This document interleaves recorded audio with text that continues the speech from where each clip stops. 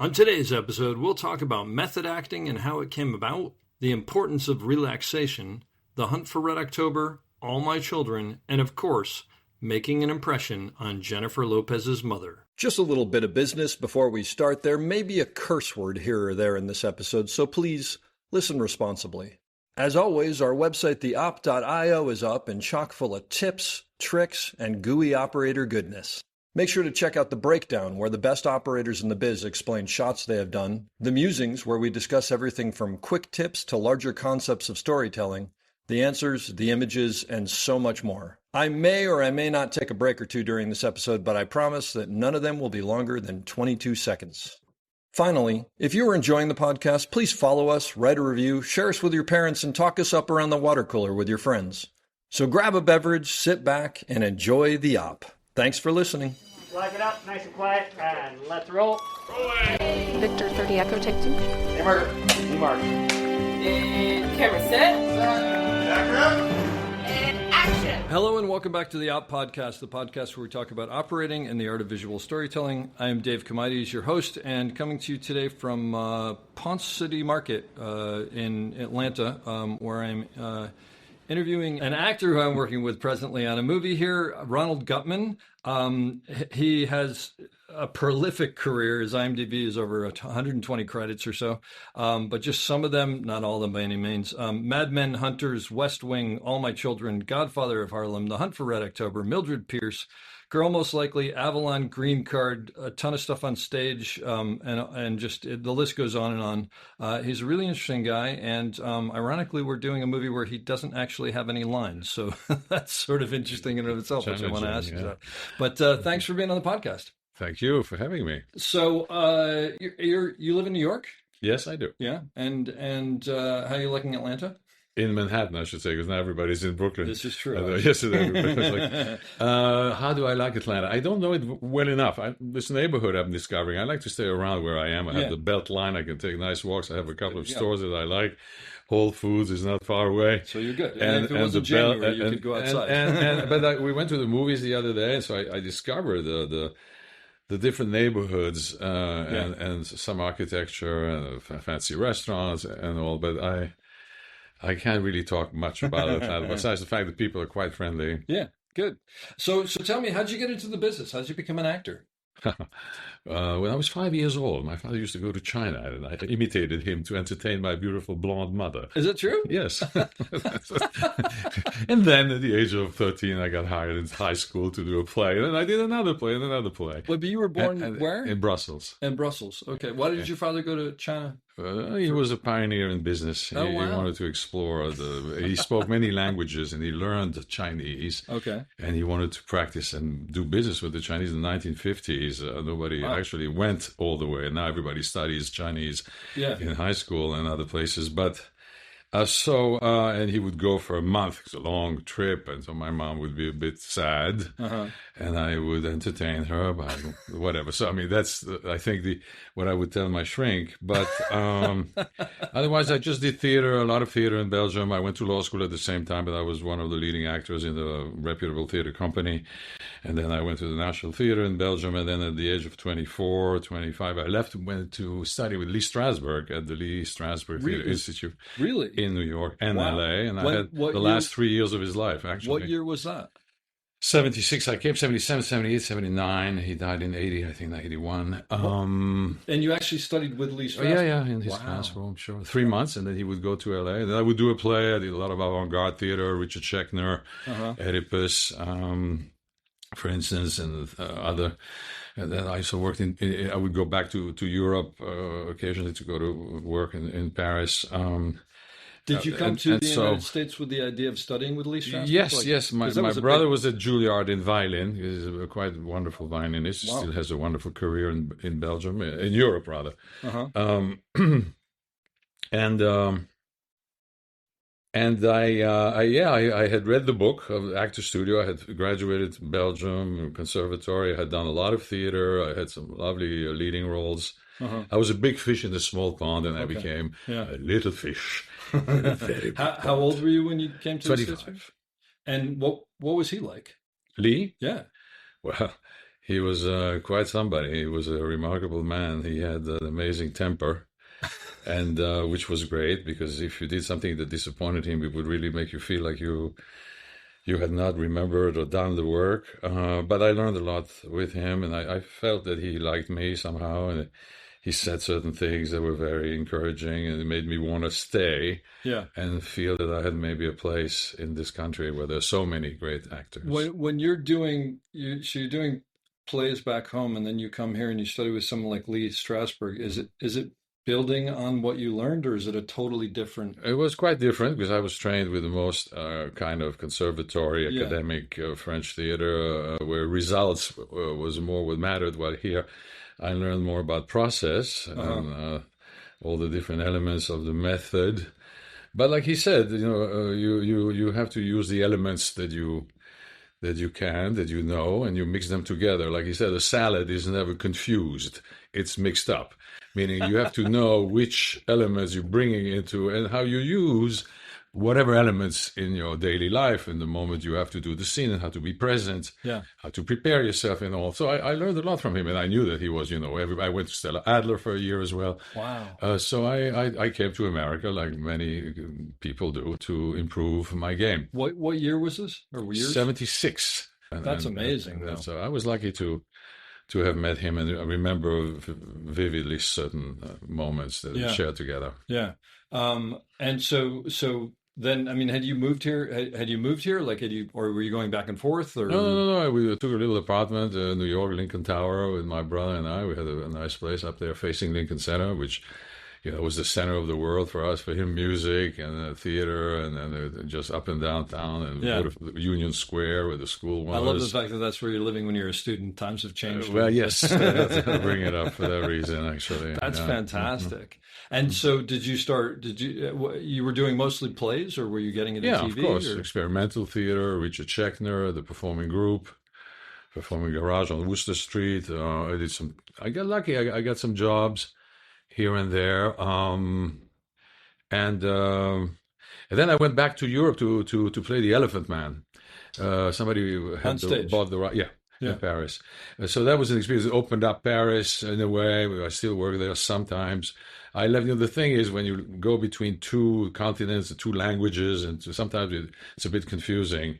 Most European actors make a big career in Europe, and then they come here, and then bingo. It? I mean, whatever. But I didn't have a big. I mean, in Belgium, yes, in the theater, but it was nothing compared to.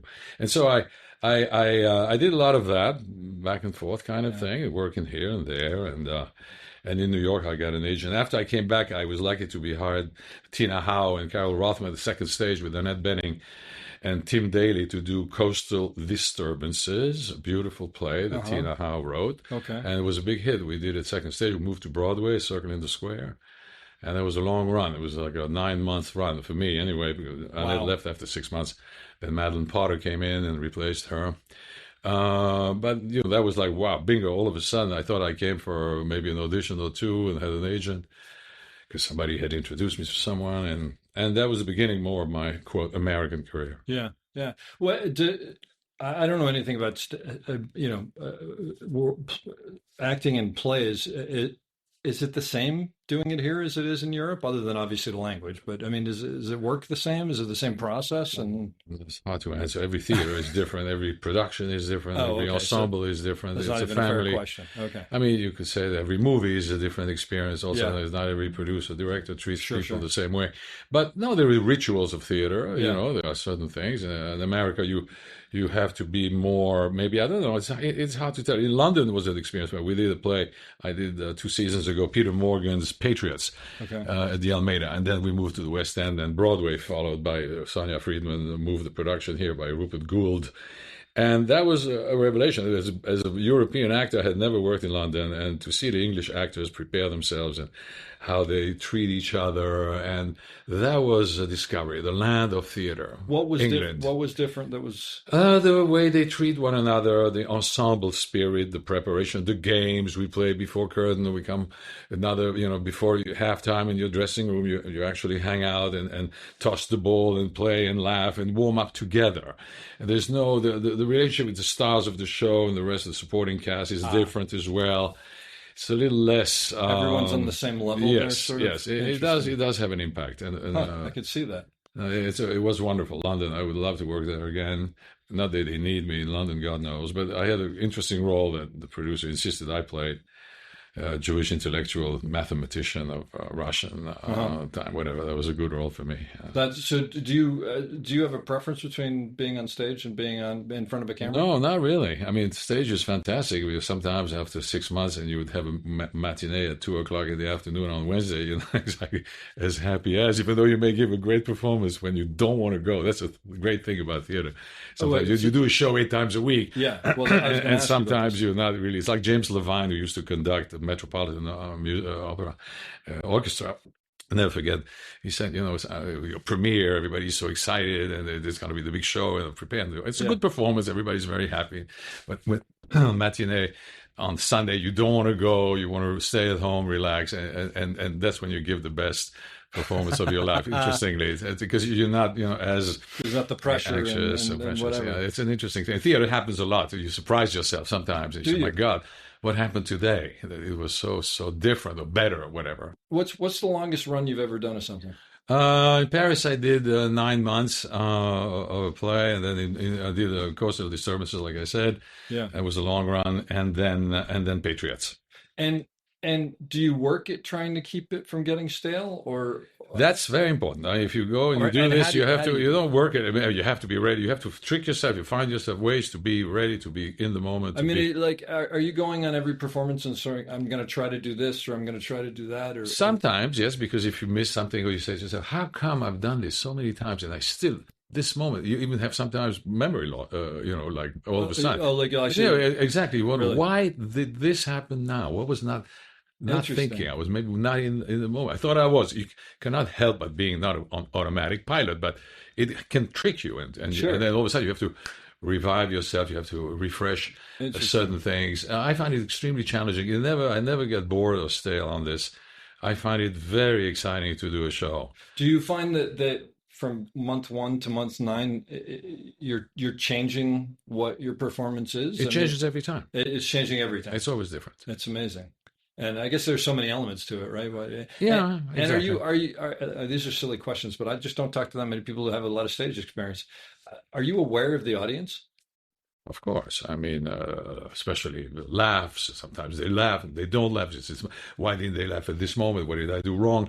You have all, and you did nothing wrong. It's just that maybe your timing was a bit different, or the audience was distracted by something, or maybe just.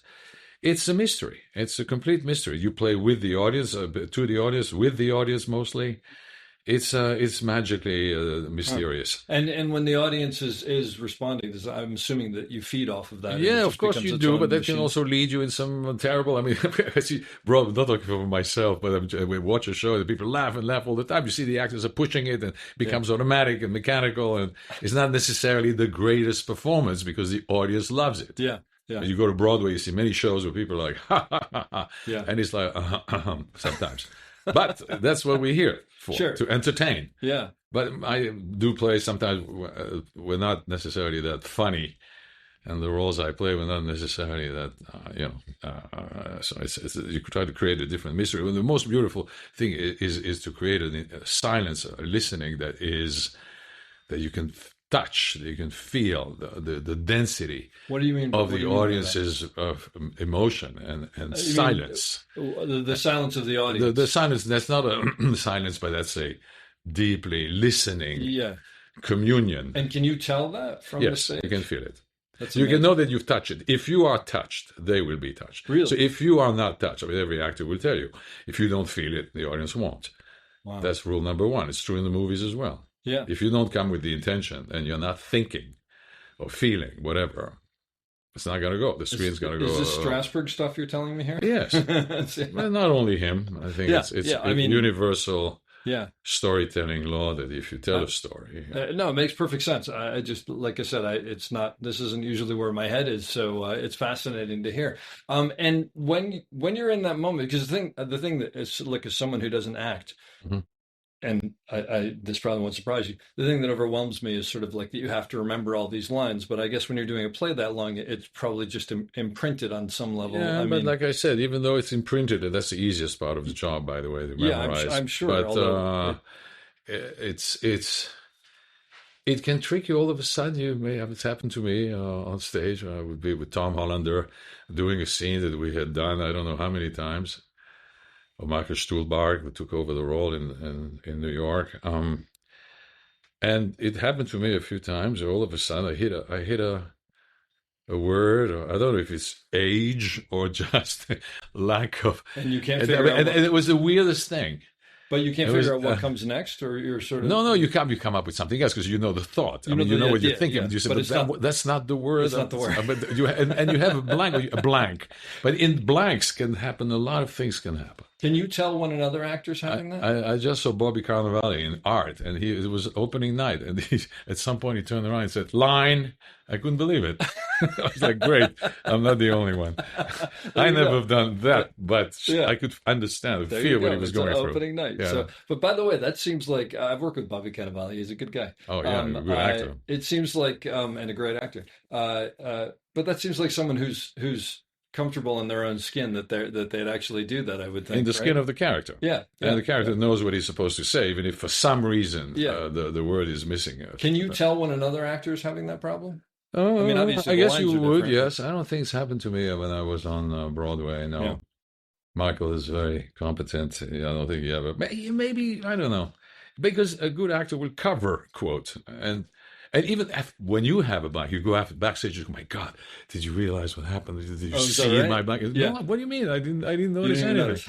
Or the audience just noted I had a blank in my first scene. Yeah. No, don't worry. Wow. So that's interesting. As when you do something for 9 months, I mean, are you still? Well, I don't know if you're nervous when you start, but are you nervous every night? Like, No, it's not the same. I mean, you get nervous when you right before entrance. You know, like Lee used to say, take a minute. You should always have a minute before you go on and to the where you come from. Where do you come from? Where does the character just come to ground from? yourself and get Yeah, back to forget the phone, the email, whatever. Interesting. Other things to make sure that you are Yep. emptying yourself to some degree. Yeah. Mhm. Wow. So were you doing TV and movies at that point, or just? Well, when you do a play, it's hard to do a movie. I missed the movie with Oliver Stone. I was supposed to be in Wall Street. He wanted me to play a businessman. I was doing Coastal. I remember I auditioned for him. They wouldn't let me go. Sometimes you can do both. Yeah, sometimes producers allow you to leave for 3 days or 4 days, and you can do a cameo in a movie. No, if a play is a play is a play. Yeah. You commit. When did you start? I mean, were you doing TV and movies from the beginning, or were you just? Yeah, I always mostly did doing, both. Oh, you Always were, did you were both, going yeah. back and forth. Yeah, sure, of course. Do you remember the first thing that you were on? The first movie or TV show you were on? In Belgium, I did some movie. I was very young, in my early 20s. No, my first film, yes. During law school, I was 21, 21, 22. I did a film that won the script, won an award in Belgium, and we managed to produce it. It was a co-production between Israel, France, and Belgium. It was a beautiful script, completely surreal. Totally uncommercial, so to speak. Well, we managed to end up in Cannes Film Festival, Wow. where Alejandro Jodorowsky, do you remember that Argentinian director? I remember Actually, the I should name. ask Lucho if he knows him, because that's like the biggest Argentinian The director we're working with director. now, Yeah. Oh, and, okay. and the painter as well. He was still around, 90-something years old. Interesting. Whatever. So, that was my first venture. But otherwise, film, TV in Belgium, France, television series. And I had an agent in Paris who got me into a few things. And then I came here. My first U.S. movie, I think, was The Hunt for Red October. Wow, that's a big thing to step into, I would imagine. I haven't seen the movie forever, so forgive me. No, did not you, at all. Did you have a big part in it? No, or? I play a crucial part. I'm the red herring. I'm the technician. I'm the engineer of the ship. Okay. when Alec Baldwin comes into the submarine, Yeah. we smoke cigarettes together, we speak Russian, and then we switch to English, which was an interesting way McTiernan did to in order to avoid subtitles. I do remember that. You remember that? And I remember there was a big discussion about yeah, that, I guess, right? but the movie worked. Yeah, well, And Sean Connery took a liking to me. He said to the director, "Who's this kid? He's good." And so they put the camera on me when I was smoking. Like when you're in the nuclear submarine, smoking is good for you. Yeah, there you go. That's great. What was it? Was it just a shock to show up on something that big? Because that's got to be, larger. Well, yeah, it was amazing. The gimbal, that thing. We were all on, and the thing would move up and down like this to the right, and they had two handles, and it would switch. And Sean would say, "I have to be out of here in 5 weeks." He could not work for longer than a certain amount of time, visa-wise or whatever. Oh, I got you. So he wanted to go back to his golf game, but it was great. And Sam Neill, and there were so many people. Stellan Skarsgård, we're talking about a lot. Now, I was in the film playing the other submarine. Scott Glenn, that was an amazing cast. What an incredible experience. Yeah. So one of the things that I mentioned that you were on, it says that you had a recurring part on All My Children for like over 20 years? No, you crazy? 20 episodes. 2 years. No, 20 episodes maybe. 20 episodes, but it was over a number of years though, right? Well, maybe 2 or 3. They come back, we come back. I died, I was in jail, I came back.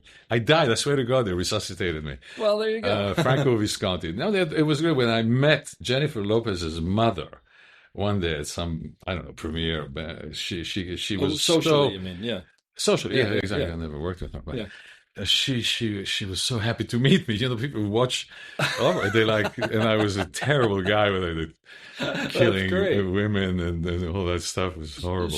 So they do an episode a day, don't they, or something? Or it's an amazing training. It's. I mean, you have to. First of all, it's great practice for your memory, and then you're so fresh, and then you move on to the rehearsal, and from the rehearsal you shoot. Yeah. I mean, every actor in New York has gone through the mill, from Kevin Kline to Meg Ryan to. The list is long. It's a rite of passage, I guess. I think so, and you make good money. You make $700, $800 a day. Oh, okay. Which 20, 30, 40 years ago was good. A big deal. Yeah, Absolutely. And do you get a take two, or do they just churn through it? Yes, you have the big cameras. I mean, if they're not happy, they do it again. It's amazing to see it just sounds like a machine is what I'm sort of. Yeah, but a machine. I don't know. Mad Men was also a machine. I mean, everybody was so prepared. Everybody was so on top of it. Everybody was so great. When you have something that is so well organized, it's. I mean, I'm comparing things that should not be compared, but still, I understand. It's the effectiveness of the of the business we're in. It's like an army platoon. What's that? It's like an army platoon. Yeah, absolutely. A lot of the things that I looked at where you were like one episode here, one episode That's what there, I did with Mad Men, yeah. Yeah, Oh, okay, there you go. Is it hard to drop into an ensemble show and just Not really. You got to go in, and they welcome you very well, and they make you feel very important, and they take care of you. Like, Mad Men was just beyond. I'll never forget the last looks. You always know the kind of production you have by the way they do last looks. I mean, how seriously they take it. Really? I think so, because it's like every time the camera gets close to you, they want to make sure that the people are there watching you and making sure that that your hair is not all over the place, etc. So it doesn't always happen. Don't do that. And, some independent production sometimes. I work for so many budgets that are different, and so whatever. But Mad Men was besides everything else. And John and Roger was amazing. John Slattery was so friendly and funny, and there was, and I had an interesting role, and it's the character that makes the actor, in the sense people treat you because you have an interesting role and some lines that are memorable, and so people do treat you with a certain. You feel completely at ease, and they welcome you very well. So is it almost easier to go in for those things than Yeah, I don't have a complex that way. I go in, and if they chose me, it's because they want me. Yeah, oh, that's great. What about? Do you have a preference of TV versus? Is there a difference between working on TV and working in features? I guess so. Depends on the production again. Some TV is extraordinary when you do Mildred Pierce with Todd Haynes. It's like making 4 movies or 3 movies or movies. It's the same thing. It's a television miniseries. Yeah. So it depends what kind of TV we're talking about. Sure. And there are some movies which are independent, very little budget, so you feel like we don't have the time to really perform as well as we'd like. So every experience is so different. Yeah. Oh, what was Todd Haynes like? Because he seems like he's a phenomenal director. He is indeed, and I had the chance to work with Ed Lachman, right? Oh my gosh, you worked with Ed Lachman. I didn't realize you shot that. Yeah. He works with Todd always. Yeah. He's and amazing. he was a great. He's a Francophile, and not only that, his girlfriend is from Amsterdam, so we would speak a little Flemish together. Oh, so there you go. Belgium, we speak Dutch, and so we had a little bit of that thing together. He's a brilliant cinematographer. And yes, Todd Haynes is he's an extraordinary guy. Yeah, a bit like Peter Weir. The movie that we're doing right now, you play a monk, and you don't speak at all. No, I know it's very challenging. The other day, Lucha said to me, "Don't move your eyebrow." Oh, this is why you were asking about the eyebrow? Was that the day you were asking me about the eyebrow? I asked you if my eyes were blinking too much. Oh, blinking. Because that's all I have is my eyes in this but thing. you said something about eyebrow. No, it was the blinking moment, but whatever. There's so much smoke and all. Don't move your eyebrow because it was too expressive. No, yes, exactly. Too expressive. Wow. And I can understand. He's right, because when you have a character who did a vow of silence as a monk, and you're just observing the situation and feeling compassion for Da Vinci and try to see why he's surrounded by so much animosity, the Duke of Milano and the prior of the church. And my role is to be compassionate to him and to give him a candle, to give him some this, to give him that. Yes, you can't comment too much. In life, we don't realize it, but we speak to each other. We do listen and comment and react. And if you have an expressive face, you tend to either smile a bit or move your forehead and eyebrows, shrug your shoulders. Just naturally. It's a natural form of reaction. But that's the thing. You're not supposed to be natural. Lee Strasberg used to say, don't be natural. Be real. Insist on the difference. What does that mean? The reality of a role is what you bring to the character that creates the reality of the character. Being natural is, quote, what you see on most soap opera acting, let's say. Oh, interesting. You can recite your lines. Yeah. You not that you mimic an emotion, you don't, but you are acting naturally. Which many actors have to do, but it's different when you have to reach a level of reality. That's different. So this role for me is a challenge to bring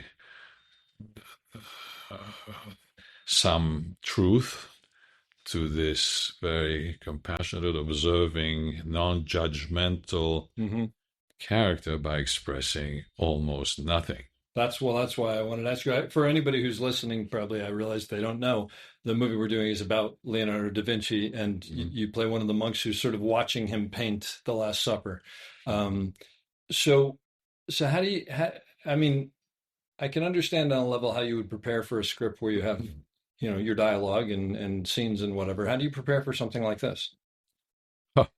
By reading Les Mémoires de Saint Benoît, Les Règles de Saint Benoît, who was a great Benedictine priest, born in Paris. By understanding the lifestyle of these monks a little bit, so that I come from somewhere that I have a feeling of this life of rejecting everything material and vowing to be left at the purest form of being, and observing all of a sudden this great artist that comes into our monastery and is doing something that is nothing to do with our ritual. Yeah. And also understanding ritual, performing ritual. So you read.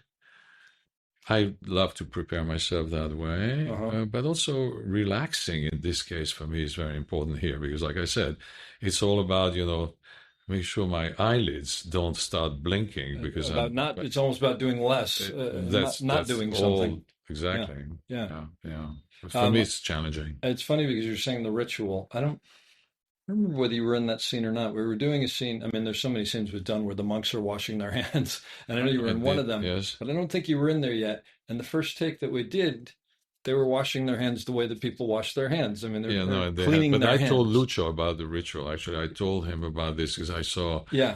a video by Bill Viola, which is a beautiful work of a waterfall and also of this is something you washing found hands in that I had preparations, observed in or- the Museum of Modern Art years ago, gotcha. and it reminded me of this for this role, that everything is ritualistic when you wash your hands. Yeah, You know, like yeah. during COVID, we had so many rituals. Yeah. How we washed our hands Sure. between fingers and all. So it's a bit of that here. You Yeah. really wash your hands, and you do a blessing when you wash your hands. Exactly. And after you wash them, Yeah. eat. It's all. And so, no, I love the way we dry our hands on our tunics robes, or the robes or whatever. Yeah. right? But there's no napkins, nothing like that. Yeah. No, it's interesting to discover a 15th century monk life. Uh-huh. I have to say, that's the wonderful thing about our business. We learn about worlds that we would never. You know, I played the role of Jacques Cousteau in the television series with the giant squid, was called The Beast. We shot in Australia. Wow. About the giant squid. Yeah. And so I learned all about marine biology and The giant squid, the one that like nobody's Peter, what really was the name of seen? the fellow who wrote Jaws? What's his name? Peter. Peter Benchley. Thank you. Yeah, And he yeah. wrote The Squid. Okay. Oh wow. So there was a mini series that we shot in. Did you learn how to? in Sydney. Did they I teach you learned how a to- lot about that extraordinary animal. Yeah. The only animal in the world that, I mean, in the ocean that can commit suicide, because you will never see a giant squid in an aquarium. Actually, you will see whales and dolphins Yeah, yeah. and all kinds of, and sharks, but never. But that's the one that Architecturist ducks, they call it. They're as long as a city bus. That's and the their one that lives beaks, so deep they yeah, can't right, they can't find them. Exactly. And And there's they only can been a cut. couple They can cut pictures, through right? cables, electric cables. Yeah, they yeah, can cut yeah. with their mouth. They're amazing animals. That's They're wild. very smart, and they project blood, sort of a red liquid, when they are in captivity, and they fear, and that's how you can never catch them, because they would rather suffocate themselves with Wow. one of their 10 Tentacle. paws. Yeah. They only octopuses 8, and they have 10. They have 2 extra ones, Oh, interesting. and one of them is the one that they put in their own Wow. mouth Good Lord. to avoid captivity. And they know this because they've seen this? Yes, Wow. they've observed. That's I mean, I unbelievable. read about them. Yeah. So Yeah, did you? they found in New Zealand. They sort of strand themselves on the beach. Yeah. Did you learn to scuba dive for that? No, but we had a scene of a scuba dive, and we had it made the cover of the New York Times television section. Remember, the New York Times used to have a TV guide? Yeah, You they remember did. that? I made the cover. So I was there on the deck, about to die. Oh my gosh. Was Jacques Cousteau involved with this at all? Whom? Was Jacques Cousteau was involved in this? at No, all? not at all, not at all. It was Peter Benchley's imagination. My character was not Jacques Oh, he Cousteau. wasn't Jacques Cousteau. No, He was no. But I had a little I red see what you're hat. saying. Yes. I took Okay. some elements of his life. Sure. When you're coming in for, I don't know whether this tracks or not, but when you're coming in for a day on one of these things where you're day playing, Uh-huh. have you had situations where camera operators have come in before and sort of like, told you who everybody is and said hello and sort of welcomed you into the thing? Like, because I often find that that's part of my job. Ironically enough, I didn't do this with you. I came up to you. You came up because to me, I know and William. I felt so badly. No, not at all. But you know what I realized after the fact? It was because at the very beginning, you were one of the many monks, No, and listen. it didn't stand out. You see how Hollywood you are. I feel terrible about it. No, it wasn't that. I just didn't have time to say hello to everybody. This show's been a little bit of a whirlwind. But For sure. have you had that experience before, or is that helpful too? Sometimes you come, you parachuted in something, and maybe not everybody. The director comes to you. Sometimes you don't even know. Met the director before. You audition for you don't know whom, exact casting director. You cast, bing, bang, bang. In this case, I was happy to work with William Rexer, because we worked together on Hunters with Al Pacino. Cinematographer. Oh, you worked with him on Hunters. Yeah. He did my whole last scene with. Did you have a big part on that? Were you there for a bit? Kane, and it was a fantastic experience. Yeah. And so, did you also work with John Lindley? John whom? John Lindley. Did you work in the John second Lindley. season? Well, I was in the series. I was in season 1. Oh, okay. He did season 2. Because you did New And York. I played one of the Nazis who hides in Hunting 1974. And I get caught at the end, etc., etc. And we have a very beautiful scene at the very end, the chain, when I sort of beg for my life, even though I did kill the child of the two characters. I'll tell you, Will offered. Saul Rubinek was the Oh, father with Carol Kane. They were amazing together as a Jewish couple that have tried to revenge. And he cannot kill me. She can kill me, but I can't. And I begged for mercy. I mean, I didn't beg for mercy. I was trying. I played the scene. I told the producer, I have to play this guy with a sense of guilt, a sense of shame. And not because he's the bad Nazi they finally caught and chained to the chair and they got to kill him. That the guy doesn't have, an emotion. It doesn't have feelings for what he's done. And seeing the parents of the kid that he bayoneted to death. Oh, geez. And it was very, I would say, beautiful to be able to certainly not redeem, but to play someone who feels at the moment of execution that he had done something horrible. Wrong. Yeah. Exactly. And they allowed me to play it, and they allowed me to show it. Oh, that's great. And I was in tears kind of thing, and that was it. Yeah. Will and John offered me the second season of that, and I watched the first season, and I called them up and I said, I just don't think I can do this every day because it's a tough show. There's a lot in it, Because of the subject matter? Because of the subject matter, yeah. It got to me, and I thought, I just don't know if I can go to work and do this every day, so I ended up turning it down. It's good you're not an actor. As you know, you have to be the lawyer of your character, even if you play the worst monster. So you have to be the what? The lawyer of your character. You have to be like a lawyer. Yeah. You have to defend your character. Sure. No, I understood. Yeah. You have to find the arguments, the reasons why he became who he is. Well, I think that sort of was what I was dealing with. Was I don't know if I can keep my head in this game enough to do the work that I would need to do, and it would if it bothered me. How was working with? Did you work with Al Pacino? We had one scene at the very end. I met him briefly. I had known him from New York about some other play that he did. That I knew the producer of, Fred Zollo. So I socially met him. Just did a reading with him in New York and De Niro. Yeah. Script, Luc Besson. And so, in New York, you cross paths with people sometimes. And, it's fascinating to see him walking around. He's a very concentrated actor. He's a very beautiful actor. He was Lee Strasberg, I think, favorite actor. Is that right? Yeah, I think so. I mean, not favorite, but no. It was like a star. Yeah, it was like a child of his method. Everything was incarnated by Pacino's work. Do you notice that younger actors are they different than the actors that you grew up with? It's hard to tell, but I'm sure everyone now knows everything. It's seeped out through the culture. It's trickled down. What used to be a bit of an exclusive club of the actor studio, and you were either the Stella Adler or the Meisner tribe, or you were the studio tribe. There were a lot of, when I came here, everybody was, kind of sort of competing with who was a better teacher, etc. Okay. There was a real scholarly. Because Stella Adler came from Lee Strasberg, is that right? No, yeah, well, Stanislavski. They all come from the same Russian school of okay, the old gotcha. guy. Exactly right. So they all had interpretation, different ways of doing. You react, you do this, you do that. Some is more memory, some more sense memory. Sure. Some substitutions, some more moment to moment. And it's all goes towards the same goal, to be.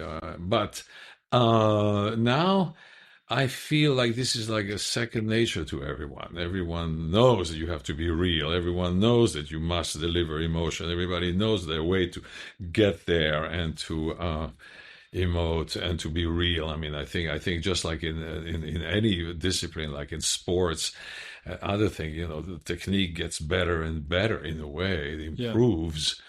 With experience, with time, with genes. I'm not sure what it is. Well, why do you think that everybody knows that now? Is it just because we're watching movies, because we see what people can do on the screen? But you used to watch movies, right? Yeah. Well, is it because the curtain's been drawn back more now? It's not growing up with Cary Grant, Gary Cooper, whoever extraordinary. It's not the same thing as growing up with Jared Leto and others today. I'm just Michael Shannon. I don't know. There's so many people who are real and powerful and more than real. I mean, with documentaries and reality TV has changed the way people expect human nature to be shown. Yeah, and there's more options definitely to be studying out there. That's for sure. Like when you say reality TV, actually, that makes me think. I mean, even though it's not really reality TV show, because once you put a camera in there, it changes the dynamic. No, of course, I can't compare the reality, Yeah. but I'm just saying No. the level of more documentaries, actually, maybe movies are now about you see, Harvey Weinstein, in the courtroom, you see this guy doing that. So if you played a role like this, you better have this to pull from. deliver. You can't just act Yeah. the role. Oh, that's fascinating. What this may be a weird question, but what is acting to you? If you had to define it. Putting you on the spot? No, not at all. Not at all. Not at all. I guess it's so much part of how I see myself. I'm trying to develop actually more of a sense of the human being than I am at the same time. Just the actor. You grow up, you have a career, you want to prove to yourself this, you want to make sure that that you work and you have representation and all that, and that's very much part of what you need to do, but you lose track sometimes of the person behind all that. Even though that's the most important element and instrument of the actor, of course. So that's what I think you learn with age and with experience. Yeah. So I guess the actor in me is becoming a good friend, or maybe rather than a good front. I like that. That's good. Yeah, you mentioned when we were talking before, you mentioned that suddenly you find yourself one of the more senior members of most sets. This cast, yes. Yeah, or this. Yeah. No, you're right. Mostly, it's true actually. What does that change? Like, does that change your role? Does it change how you approach it? Not changing my role, but it changes the attitude. So you relax into some form of veteranhood. I don't know. So you feel like you've done something. You're accomplished. People are like, oh, I've seen your movies. I've done this. I've done. You realize you have a body of work after a few decades. Yeah. I guess that's what it just dawned on me. Like I said, after doing the show in London, people would ask me to sign the Star Trek pictures at backstage. Of the one. I said, what the hell is this? You did on Star Trek or something? Oh my God. So it changes perspective. You're not so much a beginner anymore. It's not like you have to prove yourself. Of course you have to, but you feel like you've done something already, and that you can rest a little bit on that. I mean, not in terms of the work, but in terms of how people perceive you. Is that? You're talking about confidence, or? Yeah, I guess so. Yes, it gives you confidence. Definitely, it gives you a certain gravity, a certain form of acceptance, and. Respect, maybe, I don't know. So you can walk onto the set knowing that you have a certain, and it relaxes you actually to be like an elder, you could say, maybe. Aging myself, but no. But that's how I feel sometimes. Instead of being, here I am.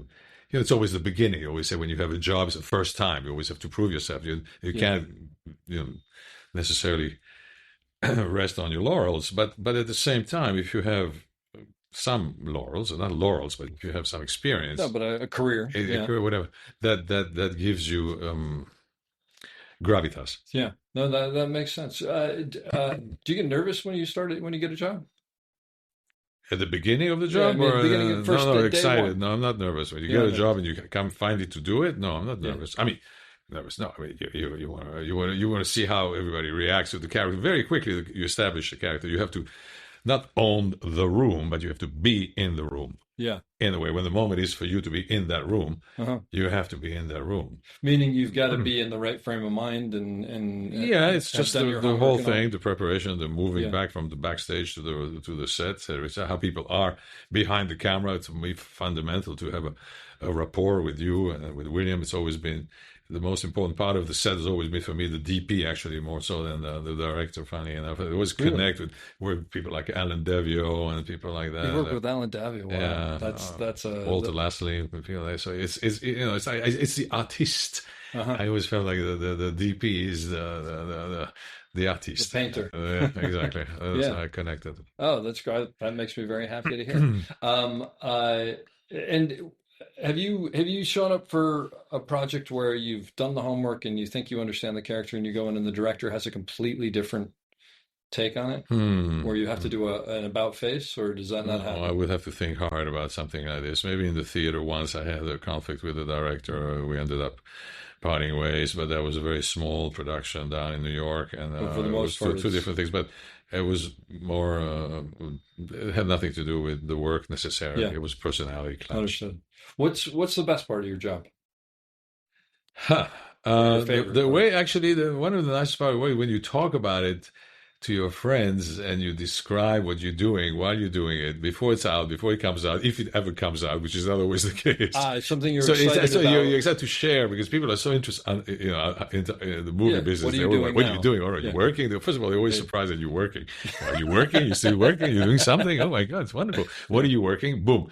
And then you tell the story. For instance, this one, Da Vinci, the refectory, Italy, Milano, 15th century. And as people share in your enthusiasm, they're excited for you that you are actually doing something interesting or whatever. So that's an aspect of the business. It's always, nobody asks a lawyer, what case are you working on? Or how many dentist operations did you have today? Have you done any interesting teeth lately?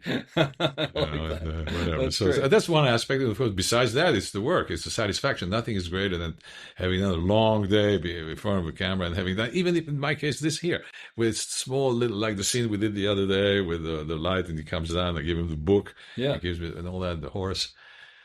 The minutiae of working, the extraordinary concentration, the perseverance, the time it takes to accomplish this stretches time in such a way that it gives you a sense of, at the end of the day, you feel like you've accomplished something extraordinary in a way, just because of the effort and the concentration that you put into it. Even if it ends up being 45 seconds, Sure. in the end, Yeah. it doesn't matter. Oh, that's wonderful. And conversely, what's the worst part? Oh, when the phone doesn't ring, maybe, or if it's like Jack Lemmon who said, "I have 2 Academy Awards and nobody wants to hire me." In his 70s, I mean, whatever. I can imagine the position of the guy, one of our greatest actors, and He's nobody done a little needed bit of him work, to be in the movie. But you're only So as good as your last job. at every level, I think this feeling can undermine you. That's a terrible thing. At this point, is it the kind of thing where jobs come? I mean, people come to you, or you? No, you have to audition. Depends. Most of the time, you have to self-tape now, or it's a new thing. Is that? I don't. That's got to be worse than going in for? I mean, it's easier. In a way, you have many takes. You do yourself. You do my scenes with my wife. She reads my lines on my son. We work together, maybe. Okay. I didn't like that one. Let's do another one. All right. So because you try can pick this and way, choose try what that you- way. So there's many pluses to this, even though you Interesting. don't have feedback Well, that's what I was from wondering. anyone. Yeah. But if you work with someone behind the camera, you do get feedback. You do. So you create your own feedback. Yeah, Almost. kind of, Yeah. yeah. Oh, But it's a interesting. bit sad that casting directors didn't. I mean, there are some who still see you, I'm sure. And there's a new Academy Award Oscar category this year For casting casting, director. Yeah. right? Which I think that's It's very, deserved. very important. Right. The key people in the business, Absolutely. they really make the movie. Yeah. Yeah. So many ways. Absolutely. No question. About it. So yeah, that's you have to be resilient. You have to be persistent. Yeah. That's the most beautiful part. You never know. You never know where you're going to end up. That's the exciting part of if you can sustain your lifestyle in some way or another, then you can stay in the game. From an operator point of view, one thing I always like to ask actors is when we're doing something and there's some annoying thing that I need from you, that's a physical thing because something's blocking or something's not lining up, and because we're trying to get it, what's the best way to come in and give you and just to tell you straight out? Or I mean, some people are everybody's different. No, come on. The best way is to be. There's so little time to actually have everything rehearsing. Another. Immediately we can improve things and no, I mean that's. I'm surprised you say that. Well, there are people who don't want to hear anything. I mean, and I'm sure you've worked with the these big people. stars that don't want to be Not told even anything. necessarily big stars. Some people who are not big stars who don't want to be told anything in terms of what, like move to your right a little more. You're interfering with their process because, and it's rare. I mean, it's not a lot, but I'm just saying. And it doesn't surprise me at all that you would want to do that. I mean, what I tell people that I'm working with who are younger than me is I usually try to say it in 5 words or less. I don't always achieve that, but like you said, quick, succinct, get the information. The more info you have, the better. The more elements you have to get to the take. rehearsing is the most exciting part is to figure out what the best way and to do the scene. I mean, some directors have the scene in their minds already set up. Yeah. It's not always the case. I mean, the actors find together, and that takes longer. And so everyone has to be involved. And so William goes around with his phone and imagines where he's going to put the camera. So you feel already where he's going to be, and then that influences. So you're clocking that as he's doing that to get a feeling. Well, not clocking, but I'm curious to know where he's going to go, and that of course that's that influences where somehow where you're going to move. Yeah. In some ways, yeah. He's wonderful, William, isn't he? Well, yeah. Will Rexer, our DP, is phenomenal. I actually was just telling him I said, look, do me a favor.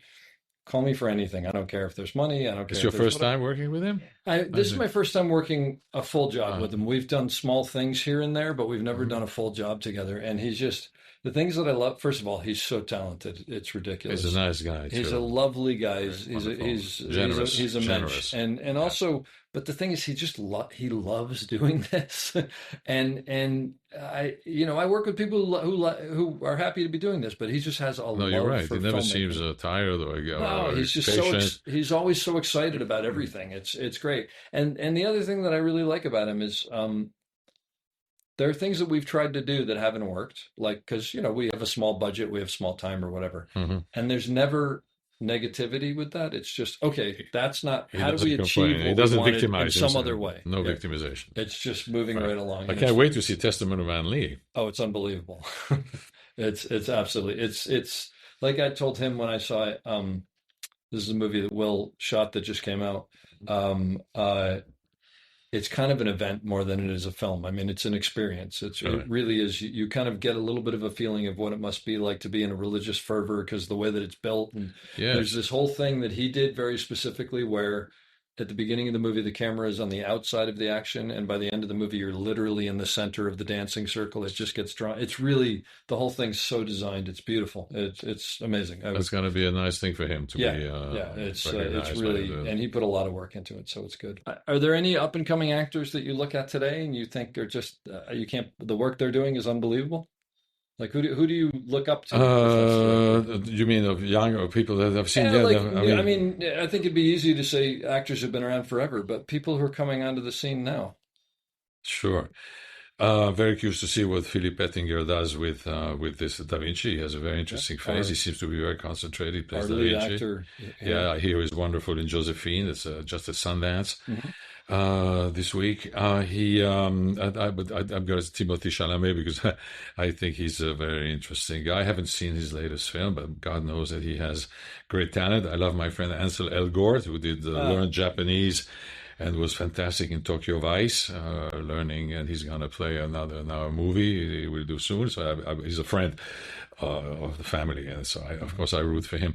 But there are many. Oh my God! I mean, geez, there's so many. I mean, I guess I of course I can't think of names. I guess you can't say Joaquin Phoenix is not a young actor anymore, and others. But there's so many. What did I see recently? We saw Hamlet the other day. I mean, the extraordinary performances. I love Paul Mescal. I saw him do A Streetcar Named Desire at BAM, the English production from the Almeida. It was just an extraordinary stage actor, Mescal. So it occurs to me that because I have you here and who you studied under, and I talk so much about this on this podcast with other operators about working with method actors, I should ask you, what is method acting? Many ways to answer that. I'm not the quintessential method actor, but I certainly learned how to use it sometimes, because the method really is basically use what you can, use whatever is around you, use the elements that you need in order to achieve performance. It's basically fundamentally relaxation to begin with. I mean, lack of anticipation. That's one thing that we forget is fundamental to our art is to be able to let the moment come to you and be prepared and ready to, with what you've done in preparation, to act in the moment. moment to moment. I never forget when Lee Strasberg would take us as we were sitting on chairs, relaxing, moving our arms and legs and necks particularly. And he would go around himself, a class of 20 people, and he would test our relaxation. So he would lift our leg and to see if it was relaxed, he would take our arms and he would shake it up in the air. But when he came to the neck, he would take our head and he would just bounce the head like a ball to see if, because the neck is very vulnerable, and that's when you're relaxing, you lie down, over the chair, and your head is tilting back, and someone is shaking it up. You can't help but to have a little anticipation, a little bit like be scared of something. Lack of trust, really. And that's what it's all about. And then he would immediately, like an X-ray, be able to say and see if you were truly relaxed and if you were truly not anticipating his both little hands very sweetly would take us and bounce our head. It's a moment I remember great. Because, and he did it almost every other class. And then the next stage, of course, is to imagine a reality that will put you in a certain mood. If you have to have pain and you're suffering, let's say you're wounded, somebody just shot you in the movie, you have to really feel, or if you're dying, something, you have to have a way of imagining something that's sharp. It could be a sharp tooth that hurts you and pains you, even though it has nothing to do with the wound that you have on screen. Sure. So you have to find ways to imagine that, to remember. If you want to kill someone, you have to imagine something, an insect that bothers you, a mosquito that keeps flying around you. Okay. You never kill the guy. Yeah. You may hate someone, but to kill, actually, you have to have something that could be yours. It's always, what if is the big mantra. What if it were me in that situation? What if it happened to me that I had to be in this situation and had to deal with this? How would I handle that? What does it do to me? What are the circumstances of my life that I could bring to that? But I just saw something about Andrew Scott said something wonderful. He said that actors have to be like painters as well. You approach, you can't, you have to use yourself. You're like an artist who uses oneself to paint a character, to take a character, and everybody would play it differently. I wouldn't play Shylock the way that someone else would, because I would bring my own experience and thoughts about being Jewish or not, etc., etc. Sure. And how would I paint the character of Shylock with my own tools? So that's one thing about the method. Bring your own tools. And what are your tools? Develop your tools. He used to say, that's what Ilya Kazan, I think, used to say, when you're in the subway, imagine that you have an orange and you peel the orange. Try to imagine, smell an orange. Develop your sensory imagination. Oh, wow. When you're doing nothing. That's an interesting thing. When you're bored, like in a subway, you're going between here and there. Yeah. Use this moment of stillness, of boredom, to develop your sense of memory. So that's what I was going to ask, as you were saying that. So do you just do this throughout the day, throughout your... You're supposed to, when you're a 23-year-old student, 25-year-old student in the studio, you do it because you want to be a good student. Sure, Once you are in a career, you're supposed to do it in a way. Yes, and there are certain things that remain with you always. Maybe some exercises I should have practiced in my life and I didn't. I certainly don't do that in the subway anymore. You're not peeling oranges on the subway. In reading my newspaper. But if you're a method actor, then are you, as you're going through life, when things happen that are, I'm going to use the word extreme, but that's the wrong word, but that affect you, do you sort of tuck those away in a file that you certainly? Yes, I may be able to use this? That's this monstrosity about being an actor, is to be so selfish and to use everything that goes around you. And that's true. That's why people call it sacred monsters. There's a bit of that in our profession. You have to acknowledge that, but. Yes, you store things away. You remember seeing somebody walking a funny way in the streets. You say, wow, maybe one day I can use this kind of gait.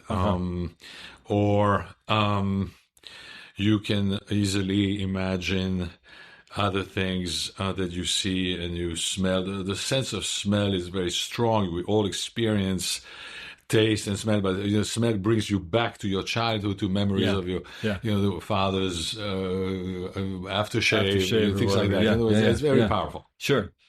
I mean, but the thing is, you say that, and what I will tell you is, and the weird thing is with me, it's escalators. But if I'm on an escalator in a building and my vision is sort of moving through the space, there are things that I'll catch where I'll go, I want to remember what that looks like, because someday I may do a shot that I want to, visual things. Beautiful. And I think light, cinematographers, myself, anybody, so I think we all do that on some level.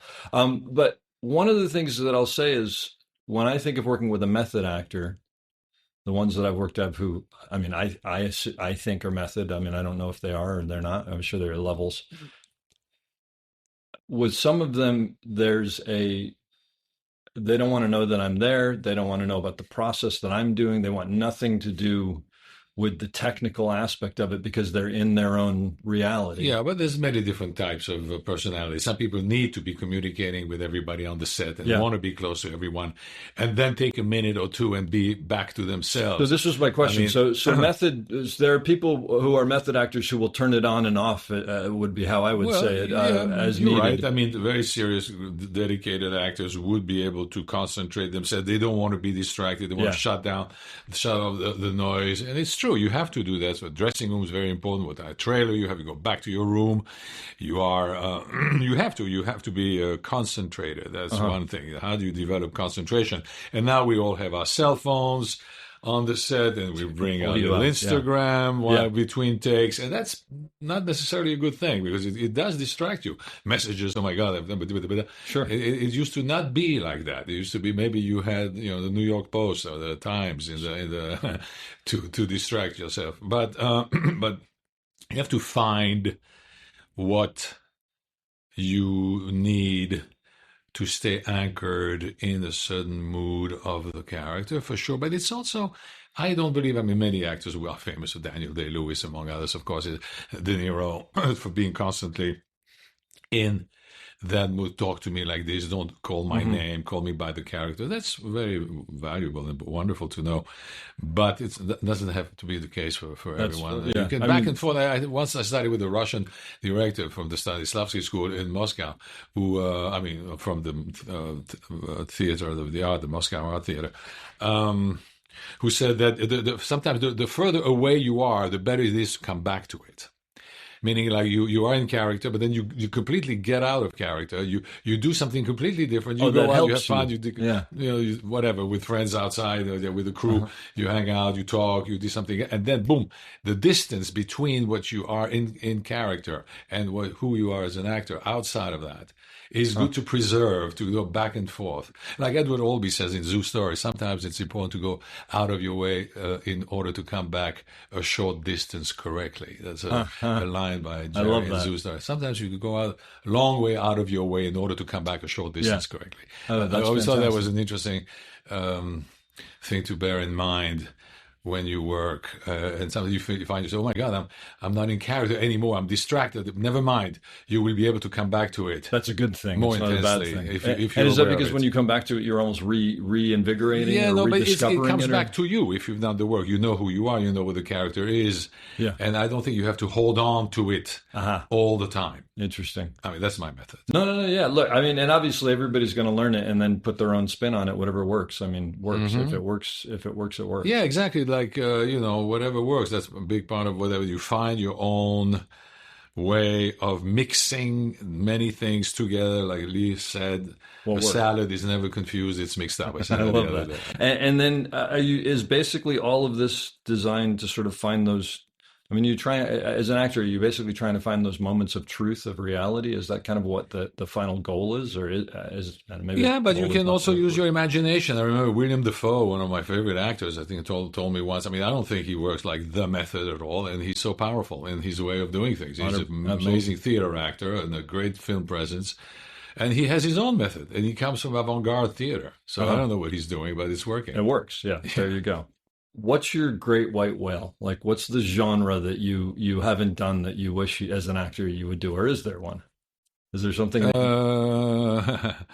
Yeah, I'd like to do more comedy because I'm a serious guy, which I think would work in comedy very well. And I've done some. I mean, I've done some TV. I did like Wings and things like that on TV, and some shows that were very funny. It was quite funny because my character takes itself so seriously. Europeans are usually cast as pompous jerks on the sitcoms and on sitcoms and TV. A gallery owner who kills his wife, things like that. But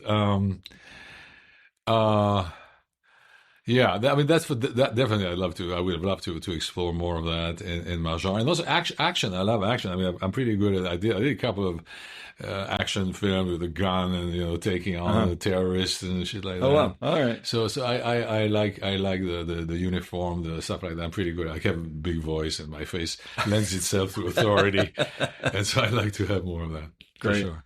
Well, this has really been phenomenal. I want to thank you for sitting down and talking with me. I actually learned a tremendous amount about sort of Strasbourg and the process and something. It's part theater of a little bit. We talked about theater. Yeah, and these are things that I don't necessarily. I see my little. We all see our little things, right? Mm-hmm. I'll leave you with the question that I leave everybody with, which is advice for someone getting in the business today on how to succeed, or something maybe you have learned along the way that you wish you knew when you started out.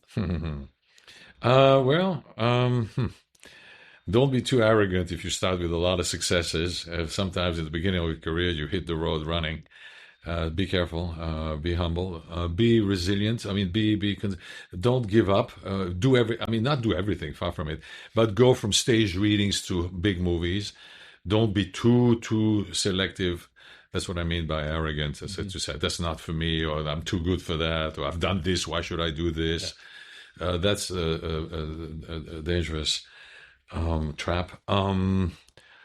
What else? Of course, the work is the most important thing. In the end, that's what people see.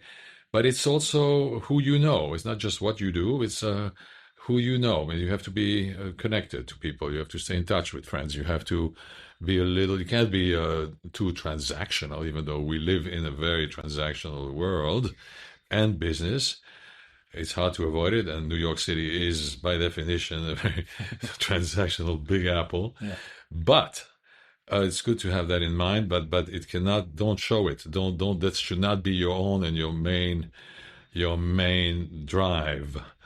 Don't let them see you too eager to climb up that ladder that's so hard to climb in our business, and try to just focus more on the work. When you get the work, do the best you can, and don't think too much about the next one or what you should do with that, this, and that. Because we live in this business of mirrors and a subtle perception of who you are from what you've done and who you're with and who represents you and who's your agent, etc.